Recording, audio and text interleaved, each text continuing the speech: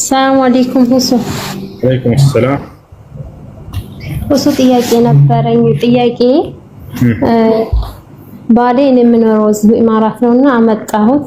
እዚህ እየኖርን እያለን ምንም ብንግባባ አልቻልንም። ከዛ የፍች ጥያቄ ያቀረብኩለት ማለት ነው። ከዛ ፈታኝ ስለው በጣም ብዙ ጊዜ ቆየ ሳይፈታኝና አንድ ጊዜ ዛሬ ፈታሻለሁኝ አለኝ። እሺ እንደውም ማስረጃ እንዲኖር ወንድሜ ጋር ደውለህ ፈታይ ስለው እሱ ጋር አልሄደም፣ ግን በኢሞ በሪከርድ ፈትቼሻለሁ ብሎ አለኝ። እሺ አልኩት። መልሶ በቴክስት 3 ጊዜ ፈትቼሻለሁ ብሎ ጻፈልኝ። አሁን ምን አለ 4 ወር ሆኖናል፣ ዝም ብዬ አናደሽኝ ነው እንጂ ከልቤ አይደለም እና እኔ ካለኝ አለ። ይዶ ከባድ። እሺ ፈትቼሻለሁ ብሎ ተናግሯል። አው በስነ ስርዓት ሪከርድ እንዳልይዝ አጠፋው።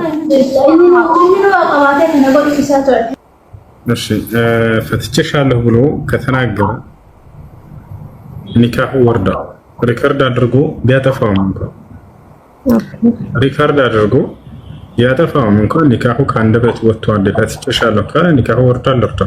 አይ ድሌት ስላደረኩት ኒካህ አይወርድም ብሎ ሂሳብ የለም። እሺ ጀዛኩሙላሁ ኸይራን መርሐባ። እሺ እዚህ ያላችሁ ጠይቁና ስትጨርሱ ኪታባችንን እንጀምራለን። ወአለይኩም ሰላም ወራህመቱላህ። ጥያቄ ነበረኝ። አንድ ሰው ማለት ነው አንድ ሰው ጋር ደህና ሲቀመጡ ከካላስ እኔ አንተን በከዳህ ናም አላህ ይክዳኝ ብሎ በሆነ ምክንያት ተጣልቶ ከተው ምንድነው ቁሙ አላህ ተውበት ያድርግ። እንዲህ አይነት ቃልን አትግባ። እንዲህ ካደረኩ ሙስሊም አይደለሁም፣ እንዲህ ካደረኩ ካፊር ነኝ፣ እንዲህ ካደረኩ አላህ ይክዳኝ። ሰው እንዴት ነው ከአላህ Subhanahu Wa Ta'ala በመራቅ ላይ እንትን የሚለው ይደራደረው የሚምለው?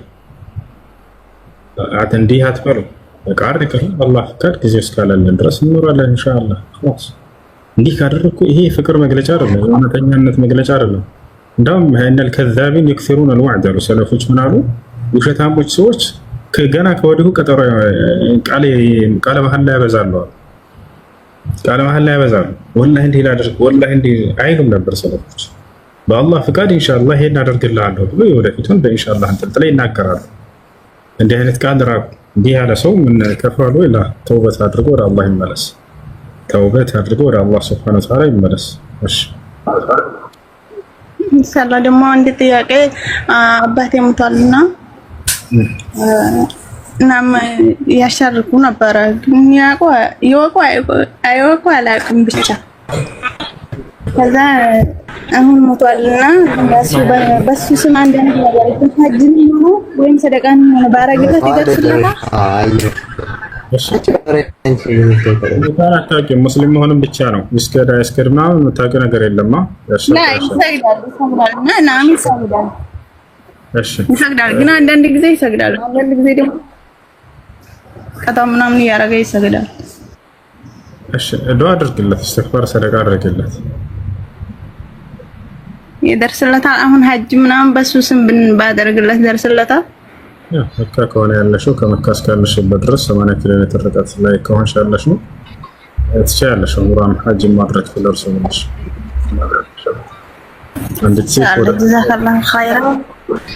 አንዲት ሴት ወደ ነብያችን ሰለላሁ ዐለይሂ ወሰለም ስለ እናቴ ወራህመቱላሂ ወበረካቱሁ ጃንሃ ወአተይራ ብለዋታል። ስለ እርሷ ሐጅ ዑምራን ማድረግላት ትችያለሽ ብለዋታል። እሺ አለይኩም ሰላም። አይ እኔ ሁለት ጥያቄ አለኝ ወንድሜ። እሺ ኦኬ ቀድመህ ከሆነ እሺ ወንድሜ አንተ ቀጥል። ቀድማለሁ። ሰላም አለይኩም ኡስታዝ። አለይኩም ሰላም። እኔ አንድ ጥያቄ ነው ያለኝ። አላህ እንደው አግርቶልን ለሊት ተነስተን ለይል ሶላት መስገድ ብንፈልግ በምን አይነት መንገድ ነው መስገድ የምንችለው የሚለውን ነብያችን ሰለላሁ ዐለይሂ ወሰለም የሌሊት ሶላትን ከነ ዊትሩ 11 ረካ ነበር የሚሰግዱት። ከዚህ ጨምረውም ቀንሰው የማያውቁ ማስረጃ قالت ام المؤمنين عائشه رضي الله عنها ما كان النبي صلى الله عليه وسلم يزيد على 11 ركعه في رمضان وفي غير رمضان እናታችን አይሻ ምን አለች? የአላህ መልእክተኛ ነብዩ ሰለላሁ ዐለይሂ ወሰለም በረመዳንም ከረመዳንም ውጭ ከ11 ረካ በላይ ጨምረው ሰግደው አያውቁም አለች። ስለዚህ ነቢያችን ሰለላሁ ዐለይሂ ወሰለም የሌሊት ሶላትን 2 ዊትር 8 ከሰገዱ በኋላ ዊትር 3 ይሰግዳሉ። በአጠቃላይ 11 ነው የሚሰግዱት እና በፋቲሃ ብቻ መስገድ ትችላላችሁ። ቁርአን ያልሐፈዘ ሰው ችግር የለው። ቁርአን ከያዛቸውና ከያፈዛቸው ግን በምትችሉት አቅም ከፋቲሃ በኋላ ሌላ ስራዎችን እየጨመራችሁ ትቀራላችሁ። ዊትር ስትሰግዱ ጊዜ 3ቱን ረካዓዎች በሁለት መንገድ መስገድ ትችላላችሁ። አንደኛው 3ቱንም በአንድ መስገድ፣ ከዚያ በኋላ መጨረሻ ላይ አታሂያቱን ቀርታችሁ ማሰላመት። ሁለተኛው ደግሞ 2ቱን ረካዓ ትሰግዱና ከዚያ አታሂያቱን ቀርታችሁ ታሰላምቱና ከዚያ እንደገና ትቆሙና አንዷን ለብቻ ሰግዳችሁ አታሂያቱን ቀርታችሁ ማሰላመት። እንደ መግሪብ አድርጎ መስገድ አይቻልም። በዚህ መንገድ ነብዩ ሰለላሁ ዐለይሂ ወሰለም አልሰገዱም። በሁለት ተህያ ማለት ነው፣ ሳታሰላምቱ እንደ መግሪብ። ሌላኛው ነገር ምንድነው? ወቅቱ በላጩ የትኛው ነው ከተባለ የሌሊቱ መጨረሻ ላይ ነው። ነገር ግን የሌሊቱ መጨረሻ ተንስቼ መስገድ አልችልም ያለ ሰው በእንቅልፍ ያሸንፈኛል ያለ የሌሊቱ መጀመሪያ ላይ ወይም መካከል ላይ መስገድ ይችላል። ከኢሻ በኋላ ወደ ሰግዳችሁ መገተኛ ትችላል፣ መስገድ ትችላል። ይሄ ነው። እሺ ጥያቄ ያለ ቀጥል። ከዚህ በኋላ ሰዎች እንዳታስገቡሽ ኪታብ ልንጀምር ስለሆነ ጥያቄ ያለ። ሰላም አለይኩም ወራህመቱላህ ወሲዬ። ሰላም ወራህመቱላህ ወበረካቱ። እንዴት ነህ? ሰላም ነህ? አላህ ሀቢቢ አዲስ ከስተመር ነኝ። ማሻአላህ ስላየሁ በጣም ደስ ብሎኛል። ሁለት ጥያቄ ነው ያለኝ። እሺ አንዱ ጥያቄ ሜቢ ቅድም ስለ ጀናባ ሲያነሱት ህዝብ ብሎኝ ነው። አንድ ሰው እንግድነት ይሄድና ድንገት እዛ በሄደበት እንግድነት ጋር ጀናባ ይከሰታል ማለት ያው ሰው እንግድነት ሄዶ ማለት ነው ከሰው ጋር እንትን ሆኖ ሳይሆን ያው ይከሰትና ያንን ጀናባ ለመታጠብ አላመቸውም፣ ውሃም ሊያገኝ አልቻለም። ምንድነው ማድረግ ያለበት የምለውን ነገር ላስቸግር። ተየሙም ማድረግ አላህ Subhanahu Wa Ta'ala በቁርአን ላይ ወይን ኩንቱም ጁኑባን ፈጠሃሩ አለ። ጀናባ ከሆናችሁ ተጽዳዱ፣ ታጠቡ አለ። ፈጠሃሩ እዚህ ቦታ ላይ ሻወር ሰዱ ለማለት ነው። ተጽዳዱ ሲል ወይን ኩንቱም እዛ ጋር አፈር ላይኖር ይችላል። እዛ ጋር እስቲ እሷንም በደንብ አብራራለን እስቲ። ብዙም ጊዜ ሸክላ ቤቶች ምናምን አፈር የማይገኝበት አሁን የተዘጋጉ ቤቶች አሉ አይደል? አዳም እነሱ ከሆኑ እንዴት የሆነ ክፍል ውስጥ በቃ ቁጭ ብለሃል ያለው መፍትሄ እና ሰውየው ውሃ ካገኘ ጀናባ ከሆነ ጀናባ የሚሆነው የሰው ልጅ በሁለት መንገድ ነው። ወይ ከሚስቱ ጋር ግንኙነት አድርጎ ወይንም እንቅልፍ ተኝቶ በህልሙ እሱ የሚወጣው ፈሳሽ መንይ በመባል ይጠራል። ኮሜንት ላይ መንይና መዝይን አብራራልኝ የሚል ልጅ አለ። በዚሁ አጋጣሚ ማሻአላህ የልጅን ጥያቄ ነው ለማለት በአንድ ድንጋይ 3 ወፍ ይቅርታ 4 ወፍ። ከሰው ልጅ የሚወጡ የዘር ፈሳሽ 3 አይነት ናቸው። መንይ፣ መዝይ፣ ወዲይ። ምን ይባላሉ? መንይ፣ መዝይ፣ ወዲይ ይባላሉ። ኦኬ። እዚህ 3ቱ የዘር ፈሳሽ አይነቶች ከወንድም ከሴትም የሚገኙ ናቸው። ወንድ ብቻ አይደለም። ኦኬ። እና እነሱ የዘር ፈሳሽ አይነቶች አወጣጣቸውም ከለራቸውም ጥቅማቸውም ሁሉም ይለያያል። ይሄን ሊያውቅ ይገባል ማንኛውም ሙስሊም።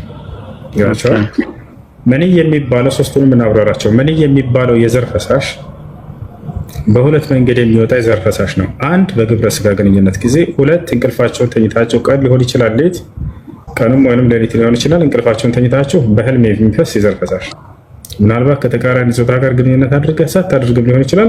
ብቻ እንቅልፋቸውን ተኝታችሁ የሚፈስ የዘር ፈሳሽ ምን ይባላል?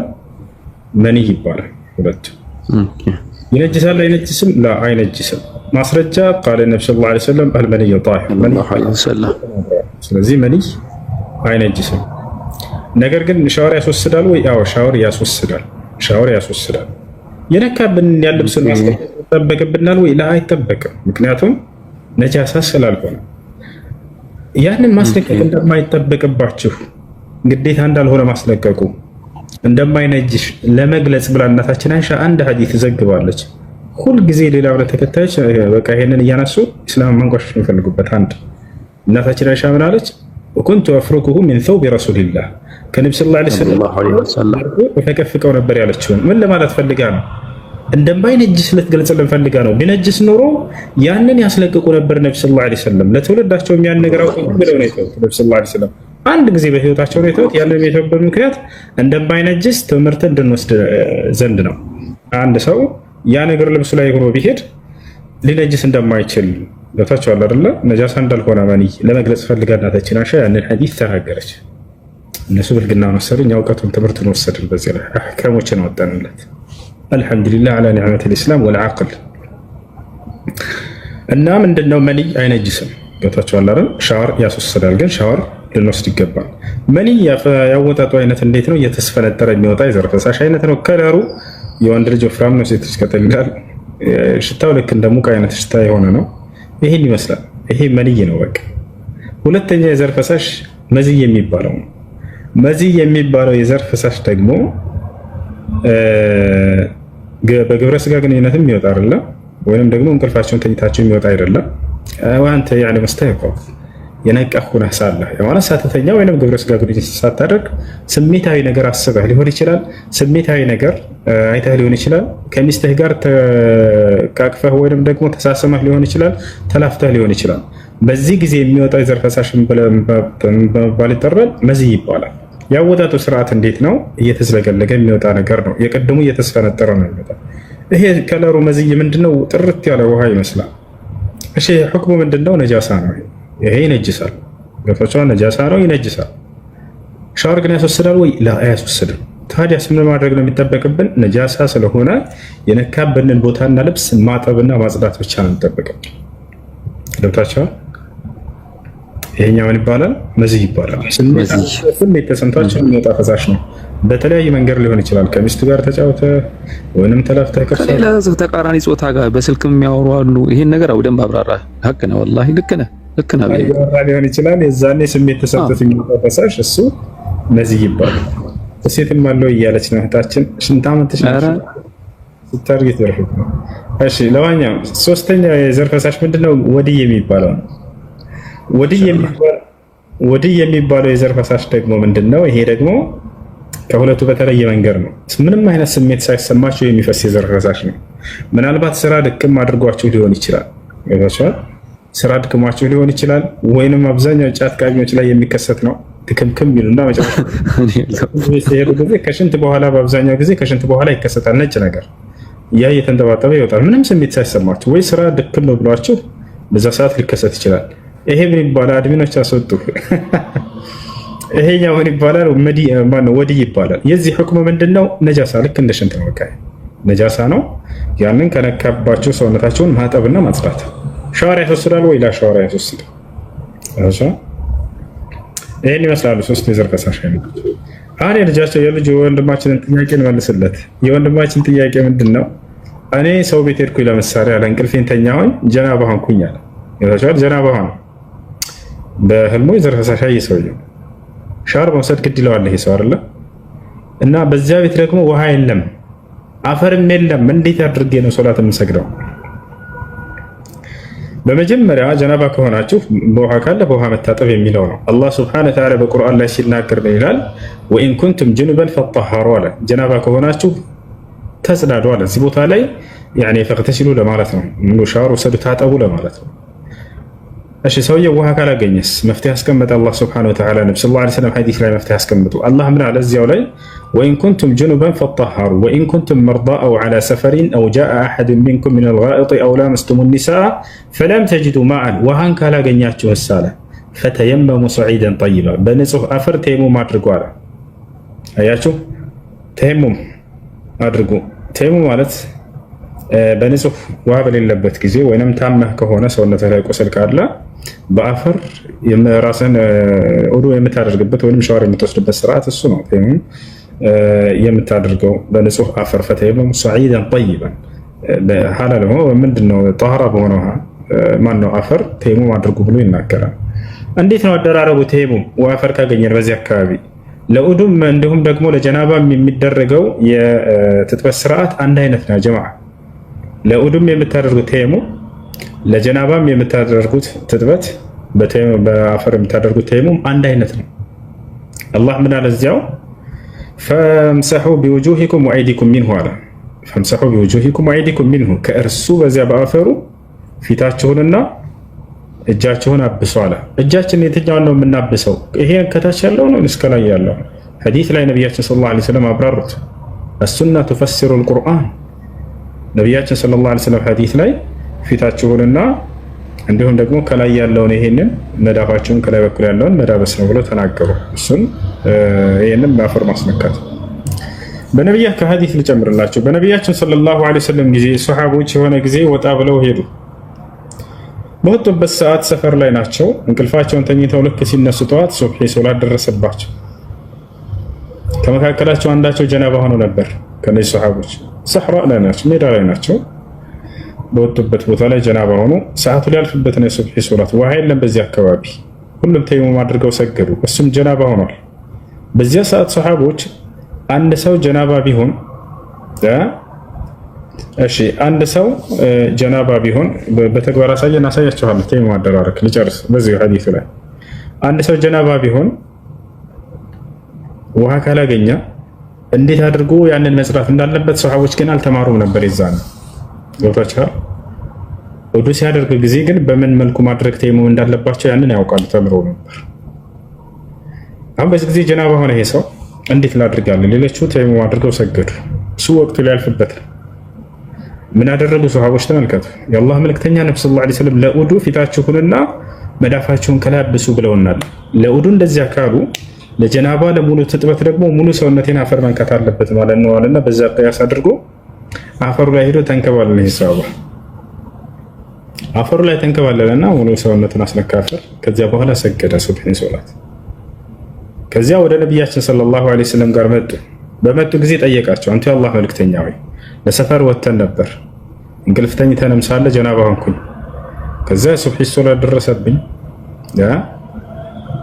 እና እርስዎ እንዳስተማሩን ለውዱ ፊታችሁንና መዳፋችሁን አብሱ ከተባለ ለጀናባ ደግሞ ሙሉ ሰውነትን መንካት ይኖርበታል ብዬ አስቤ ተንከባለልኩኝ አላቸው። ፈضحك النبي صلى الله عليه وسلم ነብዩ ሰለላሁ ዐለይሂ ወሰለም ሳቁ፣ ፈገግ አሉና አስተማሩት።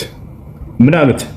فقال له النبي صلى الله عليه وسلم إنما كان يكفيك أن تضرب بكفيك على الأرض الطاهر فتمسح بهما وجهك وكفيك من الأعلى. እንደዚያ ማድረግ አይጠበቅብህም ነበር መንከባለል አሉት። ይልቁንስ በመዳፎችህ ንጹህ አፈር ላይ አምጥተህ እንደዚህ ትመታና አሉት። አያችሁ አይደለ? ቢስሚላህ ትልና መታት አድርግና በእነርሱም ፊትህንና ልክ እንዲሁ ደግሞ የእጆችህን መዳፍ ከላይ በኩል እንደዚህ ታብሳለህ አሉት። አያችሁ፣ አለቀ በቃ። ለተይሙም ለኡዱም እንዲሁም ደግሞ ለሻወርም ተይሙም የሚደረገው አንድ አይነት። ስለዚህ ፊታችሁንና ከላይ መዳፋችሁን ይሄን እጃችሁን ከላይ በኩል ያለው ማበስ ብቻ በቂ ነው ብለው ነግረውታል። እሺ ወንድማችን ጥያቄ አፈር በሌለበት ቦታ እስከሆነ ነው። አንድ ይቀራል እሱዬ፣ አንድ መጨረሻ ልጠይቅህ። ትንሽ ጊዜ ሊወስድብህ ይችላል፣ ግን ሌላ ጊዜ ጠይቅሃለሁ። ስለ ሪባ መሰለኝ አፉ አድርገልኝና አንዳንድ ሰዎች አሁን ያው ጓደኞቻችን ባንክ ይበደራሉ እያወቁ ማለት ነው ሪባ። አሁን ባንክ ኢስላሚክ ባንክ ከመምጣቱ በፊት የነባር የድሮ ባንኮችን ይበደሩና እያወቁ ማለት ነው ሪባ ሐራም መሆኑን ያውቁታል። ቢዝነስ ነው ከቢዝነስ እየወጣን ነው በማለት ብዙ ጊዜ ይበደራሉ። ከዛ ከተበደሩ በኋላ ገንዘብ ያካብታሉ። ገንዘብ ካካበቱ በኋላ ያንን ገንዘብ ሀጅም ያደርጉበታል። ብዙ ነገር ነው ሄዶ የሚመጡበት።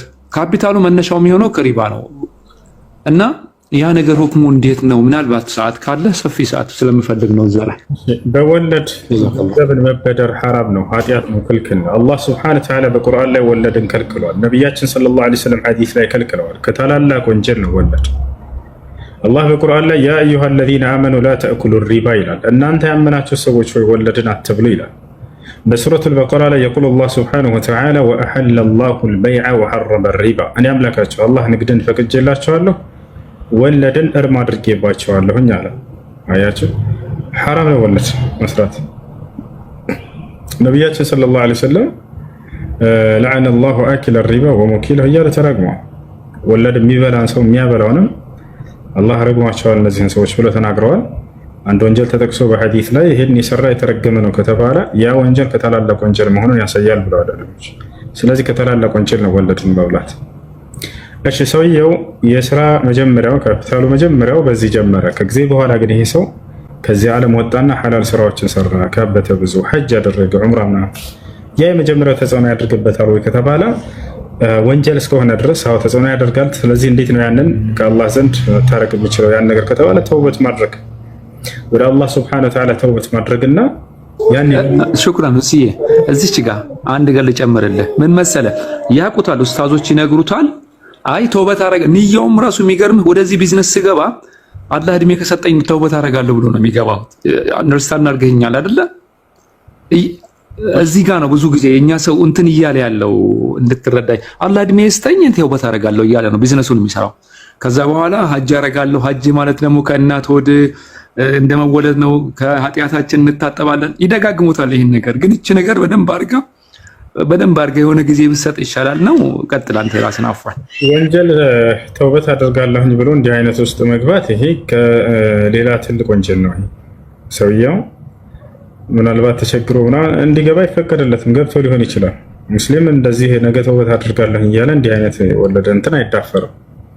አላህ ስብሐነሁ ወተዓላ የወንጀል አይነቶችን በቁርአን ላይ ጠቅሶ የሚገርማችሁ ወለድን በአንድ መገለጫ ገልጾታል። ይህን የሰራ ሰው ከአላህና ከመልእክተኛው ጋር በቃ ጦር ነው ያወጀው ብሎ ነው የተናገረው።